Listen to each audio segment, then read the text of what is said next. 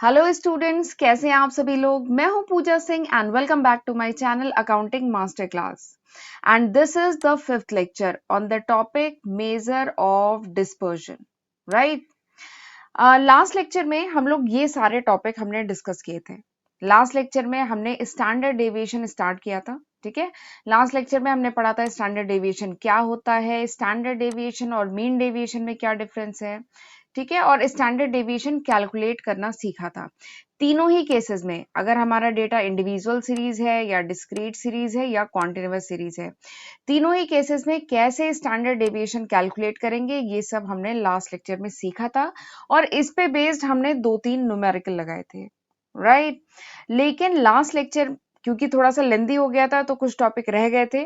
मैंने वो लेक्चर वहीं पे वाइंड अप किया था। ठीक है। क्योंकि लेक्चर ऑलरेडी काफी लेंदी हो गया था, तो मैंने आपको बताया था कि जो टॉपिक बच गए हैं वो मैं नेक्स्ट लेक्चर में कराऊंगी। तो आज के लेक्चर में हम लोग वही जो बचे हुए टॉपिक्स हैं वो डिस्कस करने वाले हैं। तो आज के लेक्चर में हम ये सारे टॉपिक डिस्कस करेंगे। आज हम पढ़ेंगे mathematical property of standard deviation. Standard deviation की कुछ मैथमेटिकल प्रॉपर्टी, तो 4 इंपॉर्टेंट प्रॉपर्टी मैं आपको बताऊंगी। ठीक है। उसके बाद हम पढ़ेंगे कोफिशिएंट ऑफ वेरिएशन। ठीक है, जिसको सीवी भी कहते हैं, बुक्स में आपको सीवी मिलेगा। कोफिशिएंट ऑफ वेरिएशन पढ़ेंगे, वेरिएंस पढ़ेंगे, वेरिएंस और स्टैंडर्ड डेविएशन में क्या रिलेशन है ये पढ़ेंगे। और उसके बाद हम पढ़ेंगे merits and limitation of standard deviation. ये जो स्टैंडर्ड डेविएशन मेथड है इसके कुछ मेरिट्स एंड लिमिटेशन। राइट। तो ये सारी चीजें हम आज के लेक्चर में डिस्कस करने वाले हैं।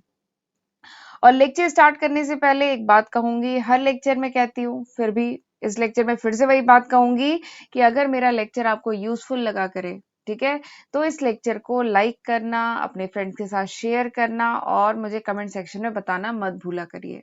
ठीक है। एक एक लेक्चर बनाने में बहुत मेहनत लगती है, बहुत एफर्ट लगता है, बहुत टाइम लगता है।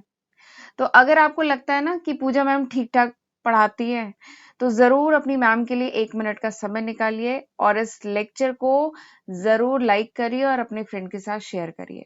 अभी मत करिएगा, पहले पूरा लेक्चर सुन लीजिए। अगर यूजफुल लगे तो ठीक है, ना लगे तो कोई बात नहीं, मत करिएगा। ठीक है। बट अगर लगे कि कुछ प्रोडक्टिव, कुछ सीखा है हमने आज, ठीक है, कुछ प्रोडक्टिव रहा आज का सेशन, तो जरूर मुझे बताइएगा कमेंट सेक्शन में। ठीक है। तो चलिए फिर हम आज का लेक्चर स्टार्ट करते हैं।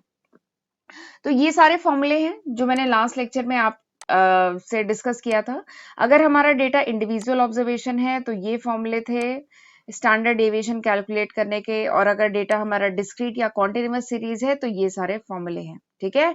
बट अभी सीवी हम आज के लेक्चर में डिस्कस करेंगे। ठीक है। और ये भी अभी मैं आज बताऊंगी।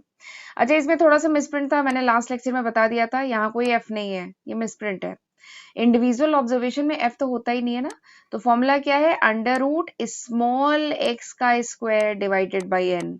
और स्मॉल एक्स क्या है, स्मॉल एक्स है, बताइए क्या है, याद है ना, स्मॉल एक्स क्या है, एक्स माइनस एक्स बार। यानी हर एक एलिमेंट का हम डेविएशन लेते हैं, किससे, अर्थमेटिक मीन से डेविएशन लेते हैं, वो होता है स्मॉल एक्स। ठीक है। फिर उसका स्क्वायर करिए, उसको उसका फिर मीन लीजिए, डिवाइड करिए एन से और उसका अंडर रूट लीजिए, तो आपका आ जाएगा स्टैंडर्ड डेविएशन।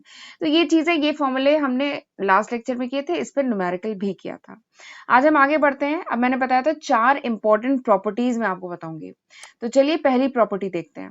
बहुत इंपॉर्टेंट प्रॉपर्टी है। सबसे पहली प्रॉपर्टी है कंबाइंड स्टैंडर्ड डेविएशन। ठीक है।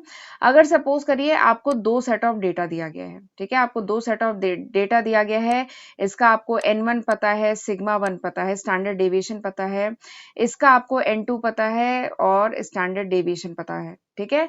तो अगर आपको कंबाइंड स्टैंडर्ड डेविएशन पता करना है, इस दोनों ग्रुप का कंबाइंड स्टैंडर्ड डेविएशन पता करना है, देन यू कैन कैलकुलेट, आप कैलकुलेट कर सकते हैं with the help of this formula. इस फॉर्मूले की मदद से कर सकते हैं। फॉर्मूला क्या है, अंडर रूट n1 सिग्मा 1 का स्क्वायर, n2 सिग्मा 2 का स्क्वायर, n1 d1 का स्क्वायर, n2 d2 का square divided by n1 plus n2। ये सिंपल सा फॉर्मूला है। ऊपर न्यूमरेटर में 4 टर्म है, डिनोमिनेटर में 2 टर्म है। न्यूमरेटर में क्या है, n1 तो कॉमन है, n1, फिर सिग्मा 1 का स्क्वायर n2 और सिग्मा 2 का स्क्वायर n1 d1 का स्क्वायर n2 d2 का स्क्वायर। तो देख रहे हैं कितनी सिमेट्री है। ऊपर 4 टर्म है, नीचे 2 टर्म है। नीचे 2 टर्म कौन से हैं, n1 और n2। ये जो दोनों ग्रुप है इसमें कितने नंबर ऑफ आइटम है, इनको आप सम करेंगे।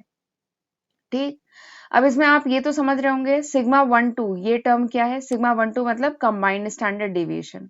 ठीक है, सिग्मा 1 यानी फर्स्ट ग्रुप का standard deviation, sigma 2 second group का स्टैंडर्ड डेविएशन। ठीक है, D1 क्या है, D1 है डेविएशन।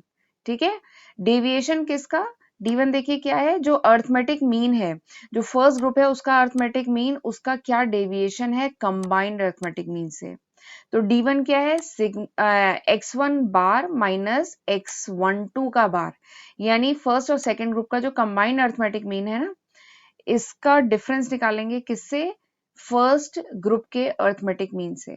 ठीक है, ऐसे D2 क्या है, जो सेकंड ग्रुप है उसका अर्थमेटिक मीन का डिफरेंस किससे, कंबाइंड अर्थमेटिक मीन से। ठीक है, तो हमारा D1 D2 ऐसे अलग से कैलकुलेट करेंगे और इस फॉर्मूले में पुट करेंगे। तो ये बहुत काम की चीज है, इस पे क्वेश्चन आते हैं, सारे फिगर आपको दिए रहेंगे। ठीक है, आपको N1 दिया जाएगा, सिग्मा 1 दिया जाएगा और कंबाइंड मीन और सेपरेट मीन दे दिया जाएगा, और आपसे कहा जाएगा आपको कंबाइंड स्टैंडर्ड डेविएशन कैलकुलेट करना है। तो जो मीन का डेटा दिया है उससे आप D1 और D2 निकालेंगे और फिर पुट करेंगे, और फिर बाकी फिगर्स तो आपको दिए रहेंगे क्वेश्चन में। ठीक है, तो ये जरा फॉर्मूला बहुत काम का है, इसको ध्यान रखिएगा। और एक खास बात ये है कि दिस फॉर्मूला इज एक्सटेंडेबल, ये जो फॉर्मूला है इसको आप एक्सटेंड कर सकते हैं। यहाँ पे तो एग्जाम्पल केवल 2 ग्रुप का बताया गया है, अगर 3 या उससे ज्यादा भी ग्रुप्स है ना तो आप उनका कंबाइंड स्टैंडर्ड डेविएशन कैलकुलेट कर सकते हैं। ये जो फॉर्मूला है ये एक्सटेंड हो जाएगा, sigma 1 2 3 is equal to under root, बहुत सिमेट्री है फॉर्मूले में, देखिए n1 सिग्मा 1 का स्क्वायर, n2 सिग्मा 2 का स्क्वायर, n3 सिग्मा 3 का स्क्वायर। ठीक, ये कर लिया। फिर n1 d1 का स्क्वायर, n2 d2 का स्क्वायर, n3 d3 का स्क्वायर, ये कर लिया। ऊपर आ गए 6 टर्म, नीचे वही 3 term, n1 plus n2 plus n3। ठीक, तो आ गया तीनों जो ग्रुप है उसका कंबाइंड स्टैंडर्ड डेविएशन आ गया। ठीक, अब इसमें D1 क्या है, बताया था D1 क्या है, यहाँ पे अगेन मिसप्रिंटेड, D1 क्या है, x1 का बार माइनस x1 2 3 का बार, यानी जो फर्स्ट ग्रुप है उसका अर्थमेटिक मीन का डिफरेंस लेंगे किससे, तीनों ग्रुप के कंबाइंड अर्थमेटिक मीन से। ऐसे ही D2 और D3 होगा, उठा के सब पुट करिए, you will get the combined standard deviation. ठीक, तो ये फर्स्ट और बहुत इंपॉर्टेंट प्रॉपर्टी है स्टैंडर्ड डेविएशन की। चलिए दूसरी प्रॉपर्टी देखते हैं। दूसरी प्रॉपर्टी क्या है कि अगर आपको स्टैंडर्ड डेविएशन निकालना है एन नेचुरल नंबर का। नेचुरल नंबर क्या होते हैं, नेचुरल नंबर यानी जो 1 से स्टार्ट होते हैं, 1 2 3 4 5 6, these are the natural number. तो अगर आपको एन नेचुरल नंबर का स्टैंडर्ड डेविएशन निकालना है, ठीक है, तो वैसे तो एन क्या होगा, एक्स लिया, एन मतलब यानी एक्स की हमारी इंडिविजुअल ऑब्जर्वेशन है, और आप इस पे फॉर्मूला जो हमने पढ़ा है √x माइनस एक्स बार का स्क्वायर डिवाइडेड बाय एन, हम वो वाला फॉर्मूला यूज करके भी निकाल सकते हैं स्टैंडर्ड डेविएशन। ठीक है, लेकिन एक डायरेक्ट फॉर्मूला आपको दिया गया है। अगर आपको एन नेचुरल नंबर दिए गए हैं और आपको स्टैंडर्ड डेविएशन कैलकुलेट करने के लिए कहा जा रहा है तो ये एक डायरेक्ट फॉर्मूला है। वैसे आप स्टैंडर्ड डेविएशन का जो मैंने इंडिविजुअल ऑब्जर्वेशन का फॉर्मूला बताया है वो भी यूज कर सकते हैं, वहां से भी निकल जाएगा, but this is a direct formula, ये एक डायरेक्ट फॉर्मूला दिया है। फॉर्मूला क्या है, sigma equals to √1/12 divided 1/12 multiplied by n square minus 1। ठीक है, तो ये भी फॉर्मूला है जिसको यूज करके आप डायरेक्टली जल्दी से, ये सब कॉम्पिटेटिव एग्जाम के पॉइंट ऑफ व्यू से बहुत यूजफुल है।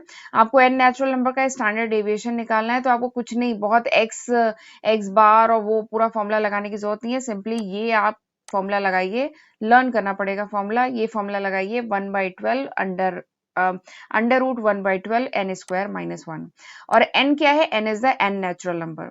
जैसे एग्जाम्पल के लिए अगर आपको स्टैंडर्ड डेविएशन पता करना है 1 to 10, ठीक है, 1 to 10 नेचुरल नंबर का स्टैंडर्ड डेविएशन पता करना है तो सिंपली इस फॉर्मूले में n की जगह पुट करिए 10, कैलकुलेट करिए, you will get the answer 2.87, आ गया स्टैंडर्ड डेविएशन 2.87। ठीक है, तो ये कॉम्पिटेटिव एग्जाम के पॉइंट ऑफ व्यू से बहुत इंपॉर्टेंट है।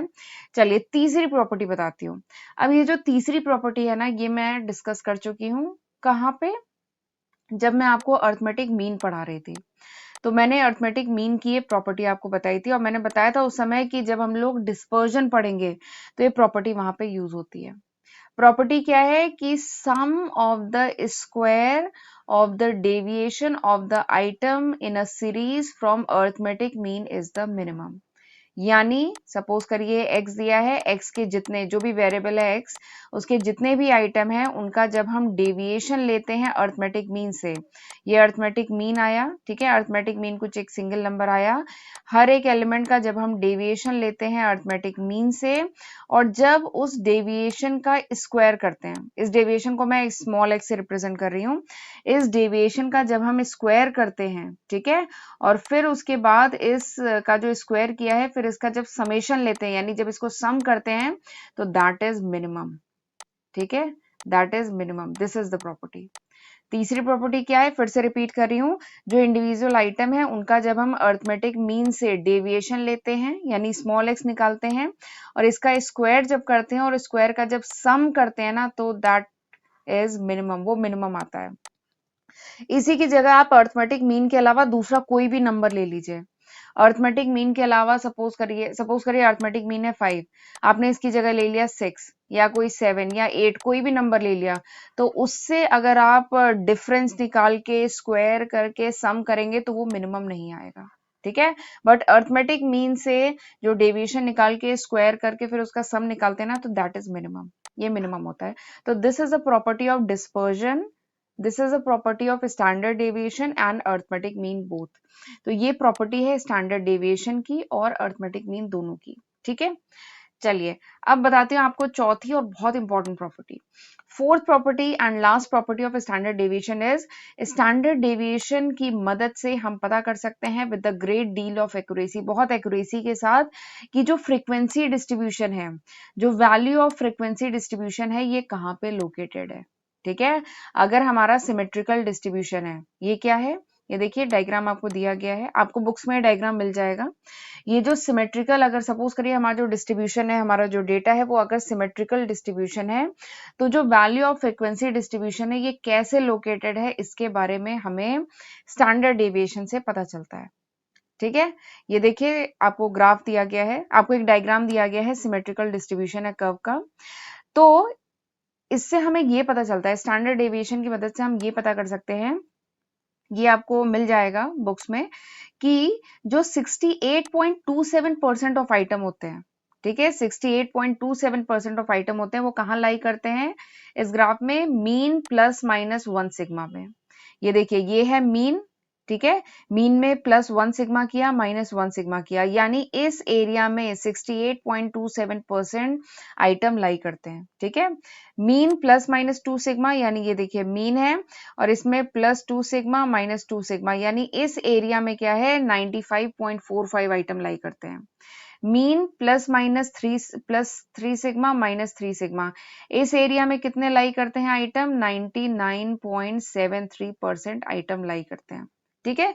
तो ये ये 4 इंपॉर्टेंट प्रॉपर्टी थी स्टैंडर्ड डेविएशन की, ठीक है, तो इनका जरूर ध्यान रखिएगा, ठीक है। चलिए आगे बढ़ते हैं, अब मैं आपको बताती हूँ एक बहुत important term, that is coefficient of variation, जिसको सीवी करके भी बुक्स में दिया होगा, कोफिशिएंट ऑफ वेरिएशन, ठीक है। तो स्टैंडर्ड डेविएशन अभी तक जो हमने डिस्कस किया था that was an absolute major of dispersion, dispersion को मेजर करने का एब्सोल्यूट मेजर था। मैंने आपको बताया था ना, डिस्पर्जन का जो पहला लेक्चर था उसमें मैंने आपको बताया था absolute major and relative major, मैंने बताया था आपको। तो जो अभी हमने स्टैंडर्ड डेविएशन पढ़ा, ठीक है, that was an absolute major of dispersion, और उसी के करस्पॉन्डिंग अगर हम रिलेटिव मेजर कैलकुलेट करना चाहें तो हमें कैलकुलेट करना क्या पड़ेगा, कोफिशिएंट ऑफ वेरिएशन। तो coefficient of variation is the relative major of dispersion, ये रिलेटिव मेजर है डिस्पर्जन का। और ये जो कोफिशिएंट ऑफ वेरिएशन है ये दिया किसने था, कार्ल पियर्सन ने दिया था, ध्यान रखिएगा, ठीक है। कार्ल पियर्सन ने ये कॉन्सेप्ट दिया था कोफिशिएंट ऑफ वेरिएशन का। और कोफिशिएंट ऑफ वेरिएशन का यूज क्या है, ये जो कोफिशिएंट ऑफ वेरिएशन, ये जो कॉन्सेप्ट हम पढ़ रहे हैं इसका यूज क्या है, तो सबसे इंपॉर्टेंट इसका यूज ये है कि इसकी मदद से we can compare the variability of 2 or more series, 2 या 2 से ज्यादा सीरीज अगर आपको क्वेश्चन में दी है और आपको वेरिएबिलिटी कंपेयर करनी है, ठीक है, जो डेटा है उसकी वेरिएबिलिटी कंपेयर करनी है, then we can compare the variability by calculating CV, हम सीवी कैलकुलेट करके इनकी वेरिएबिलिटी को कंपेयर कर सकते हैं, ठीक है। वो सीरीज जिसका सीवी ज्यादा है, ठीक है, अगर CV की वैल्यू ज्यादा आती है किसी पर्टिकुलर सीरीज की, तो इसका मतलब क्या है कि वो जो सीरीज है वो बहुत ज्यादा वेरिएबल है, उसका जो डेटा है वो लेस यूनिफॉर्म है, लेस स्टेबल है, होमोजीनियस कम है, ठीक है, लेस कंसिस्टेंट है, क्योंकि CV की वैल्यू ज्यादा आई है, ठीक है, यानी वेरिएशन ज्यादा है। और इसी की जगह अगर CV की वैल्यू कम आएगी तो इसका मतलब है कि हमारा जो डेटा है वो लेस वेरिएबल है, हमारा डेटा ज्यादा कंसिस्टेंट है, ज्यादा यूनिफॉर्म है, ज्यादा होमोजीनियस है, ठीक है। तो this is the significance of CV। ठीक, अब ये CV कैलकुलेट कैसे करेंगे, तो इसका फॉर्मूला क्या है, sigma divided by x bar. This is the formula for calculating CV। CV को कैलकुलेट करने का सिंपल सा फॉर्मूला है, स्टैंडर्ड डेविएशन को डिवाइड करिए अर्थमेटिक मीन से। ये देखिए यहाँ पे बताया गया है CV का फॉर्मूला क्या है, CV is equal to standard deviation divided by arithmetic mean. ठीक, अब चलिए एक और टर्म है बहुत इंपॉर्टेंट है, वेरिएंस। ये बताते हैं। वेरिएंस क्या होता है, variance is the square of the standard deviation. ये जो वेरिएंस होता है, वेरिएंस क्या होता है, square of the standard deviation. बहुत इंपॉर्टेंट टर्म है, आगे चल के आप जब रिसर्च वगैरह में पढ़ेंगे ये टर्म बहुत यूज होता है, बहुत कैलकुलेट किया जाता है, वेरिएंस। तो वेरिएंस क्या होता है, this the square of the standard deviation. किसने दिया था, RA फिशर ने दिया था 1913 में। वेरिएंस का कॉन्सेप्ट किसने दिया था, RA फिशर ने दिया था। कोफिशिएंट ऑफ वेरिएशन का कॉन्सेप्ट किसने दिया था, कार्ल पियर्सन ने दिया था। ठीक है, तो ये भी समझते चलिए। तो ये कॉन्सेप्ट दिया था RA फिशर ने, ठीक है। और वेरिएंस का फॉर्मूला क्या है, वेरिएंस का फॉर्मूला क्या है, तो सिंपली क्या करें, स्टैंडर्ड डेविएशन को स्क्वायर कर दीजिए। तो याद आ रहा है स्टैंडर्ड डेविएशन आप इंडिविजुअल सीरीज में कैसे कैलकुलेट करते थे, under root x minus x bar इसका स्क्वायर डिवाइडेड बाई n, यही फॉर्मूला यूज करते थे। तो सिंपली इसका स्क्वायर करेंगे तो क्या होगा, ये जो अंडर रूट है ये हट जाएगा ना, ठीक है, स्क्वायर करेंगे तो अंडर रूट हट जाएगा, तो फॉर्मूला ये निकल के आएगा वेरिएंस का। तो variance is equals to summation, ठीक है, वेरिएंस यहाँ पे समेशन होता था, variance is equal to summation x minus x bar का whole square divided by n। This is the formula of variance. ये वेरिएंस का सिंपल सा फॉर्मूला है। वेरिएंस क्या होता है, square of standard deviation, standard deviation का स्क्वायर कर दीजिए, ठीक है, ये देखिए लिखा है variance is simply square of the standard deviation. तो स्टैंडर्ड डेविएशन निकालना हो तो क्या करेंगे, दोनों तरफ आप अंडर रूट ले लीजिए। तो वेरिएंस का अंडर रूट बेसिकली क्या होता है, स्टैंडर्ड डेविएशन, ठीक है। तो ये this is the relationship between variance and standard deviation. और ये तो हो गया इंडिविजुअल सीरीज की बात। अगर कॉन्टिन्यूअस सीरीज हो तो कैसे, या डिस्क्रीट सीरीज हो तो कैसे कैलकुलेट करेंगे, तो मैंने आपको स्टैंडर्ड डेविएशन का फॉर्मूला बताया था ना, स्टेप डेविएशन मेथड में ये फॉर्मूला था स्टैंडर्ड डेविएशन कैलकुलेट करने का, याद आ रहा है, लास्ट लेक्चर में हमने किया था, इस पे बेस्ड न्यूमेरिकल भी किया था। तो अगर आपको वेरिएंस निकालना है तो क्या करें, पूरे टर्म का कर दो स्क्वायर, पूरे टर्म का कर दो स्क्वायर। अगर स्क्वायर करेंगे तो ये अंडर रूट हट जाएगा और आई का स्क्वायर आ जाएगा, ठीक है। तो वही देखिए यहाँ पे लिखा हुआ है, ये पूरा टर्म ये है और आई का स्क्वायर हो गया है, ठीक है। तो वेरिएंस इस तरीके से कैलकुलेट होगा। वेरिएंस और स्टैंडर्ड डेविएशन में रिलेशनशिप ये बहुत पूछा जाता है। चलिए आगे बढ़ते हैं, अब मैं बताती हूँ वेरिएंस और स्टैंडर्ड डेविएशन में क्या रिलेशन है। तो दोनों ही यूज होते हैं for measuring the variability in a population. जो पॉपुलेशन है उसकी वेरिएबिलिटी को मेजर करने में दोनों ही यूज किए जाते हैं, स्टैंडर्ड डेविएशन और वेरिएंस, ठीक है। तो there is a very close relationship between these two term, ये जो दो टर्म है इनके बीच में बहुत क्लोज रिलेशनशिप है। वेरिएंस क्या होता है, स्क्वायर ऑफ स्टैंडर्ड डेविएशन, ठीक। अगर वेरिएंस की वैल्यू कम आती है, ठीक है, smaller the value of sigma square, अगर वेरिएंस की वैल्यू कम आती है यानी जो हमारा डेटा है उसमें वेरिएबिलिटी कम है, वो कम वेरी कर रहा है, उसकी यूनिफॉर्मिटी काफी अच्छी है, डेटा होमोजीनियस है, वेरिएशन कम हो रहा है, ठीक है। तो इससे हमें ये पता चलता है, राइट। अब आगे पढ़ते हैं merits and limitation of standard deviation method. वैसे मैंने बताया था this method is the best method and widely use for calculating the dispersion. Dispersion को कैलकुलेट करने का बेस्ट मेथड है स्टैंडर्ड डेविएशन और बहुत वाइडली यूज होता है, हर जगह यही मेथड यूज किया जाता है, ठीक है। तो चलिए अब मैं आपको कुछ मेरिट्स बताती हूँ। तो this is the best measure लिखा है, अभी बताया था ना मैंने कि स्टैंडर्ड डेविएशन क्या है, this is the best measure of variation. अगर आपको वेरिएशन कैलकुलेट करना है, डिस्पर्जन कैलकुलेट करना है, तो this is the best method. ये सबसे बेस्ट मेथड है। क्यों? क्योंकि it is based on every item of the distribution. इस मेथड में हम डिस्ट्रीब्यूशन के हर एक आइटम को इंक्लूड करते हैं, तो this is the best method. और इस पर हम एल्जेब्रिक ट्रीटमेंट भी लगा सकते हैं। मैंने बताया था ना, combined arithmetic combined standard deviation calculate करना है तो आप कैलकुलेट कर सकते हैं। And this method is less affected by fluctuating the sampling. अगर आप सैंपल फ्लक्चुएट करें, ठीक है, सैंपल अगर हर बार अलग अलग सैंपल लें तो जो वैल्यू आएगी स्टैंडर्ड डेविएशन की वो कम फ्लक्चुएट होगी। ठीक है, तो ये इसके कुछ मेरिट्स हैं, कुछ और मेरिट्स भी हैं। अगला मेरिट क्या है कि हम, ये अभी डिस्कस किया मैंने, अभी बताया आपको कि हम कंबाइंड स्टैंडर्ड डेविएशन भी कैलकुलेट कर सकते हैं, दो या दो से ज्यादा ग्रुप का, जबकि ये दूसरे मेथड्स में पॉसिबल नहीं था। ठीक है, तो ये इसकी एक मेरिट है। अगली मेरिट क्या है कि we can compare the variability of two or more distribution.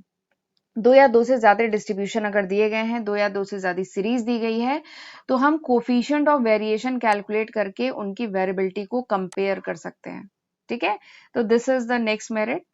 अगली मेरिट क्या है कि ये जो स्टैंडर्ड डेविएशन मेथड है, ठीक है, this is the most widely use method, सबसे ज्यादा यूज होता है। और आगे चल के जो हम फर्दर स्टैटिस्टिकल टूल्स पढ़ेंगे, स्टैटिस्टिकल वर्क करेंगे, जैसे स्क्यूनेस हम आगे चल के पढ़ेंगे, कोरिलेशन पढ़ेंगे, तो उन सब में स्टैंडर्ड डेविएशन यूज होता है। ठीक है, तो ये इसकी कुछ यूजफुलनेस है, ये जो स्टैंडर्ड डेविएशन मेथड है इसकी कुछ यूजफुलनेस है, राइट। अब चलिए आपको कुछ लिमिटेशंस भी बताती हूँ। वैसे एक छोटी सी लिमिटेशन ये भी है कि जो स्टैंडर्ड डेविएशन है ना, it is difficult to compute, calculate करना पड़ता है ना, थोड़ा सा कैलकुलेशन लंबा हो जाता है, फॉर्मूला थोड़ा ध्यान रखना होता है। ठीक है, बट फॉर्मूले को लर्न करने की जो ट्रिक है वो मैं आपको बता चुकी हूँ। ठीक है, तो स्टैंडर्ड डेविएशन का एक छोटी सी लिमिटेशन ये है कि it is difficult to compute, लेकिन इसका रिजल्ट इतना सही आता है, इतने हाई डिग्री ऑफ एक्यूरेसी के साथ इसका रिजल्ट आता है कि ये जो छोटी सी लिमिटेशन है ना, ये भी ओवरकम हो जाती है।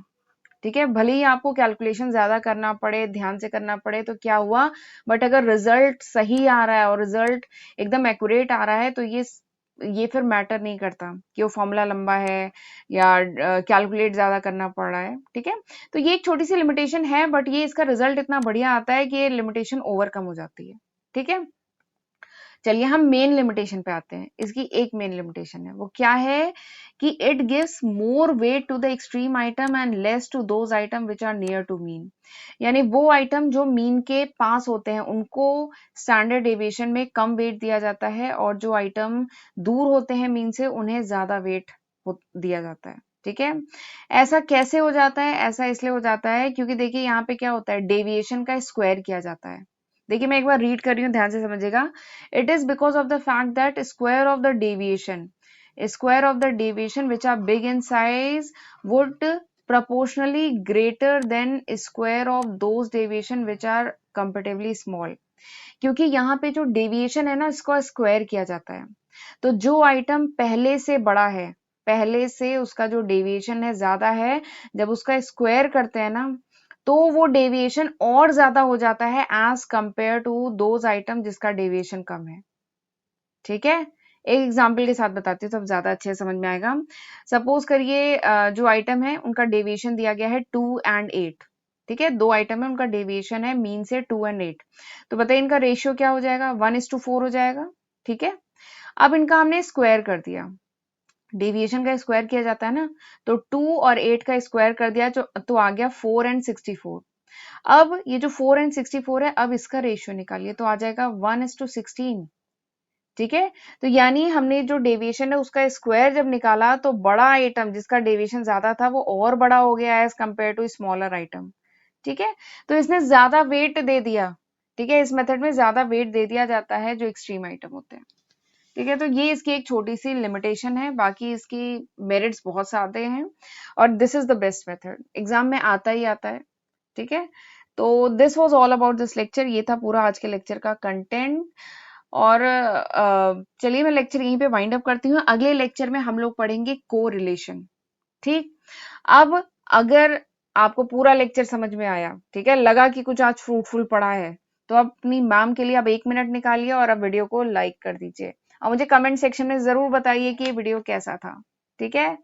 चलिए फिर मैं लेक्चर वाइंड अप करती हूँ। मिलते हैं अगले लेक्चर में, तब तक अपना ध्यान रखिएगा। God bless you.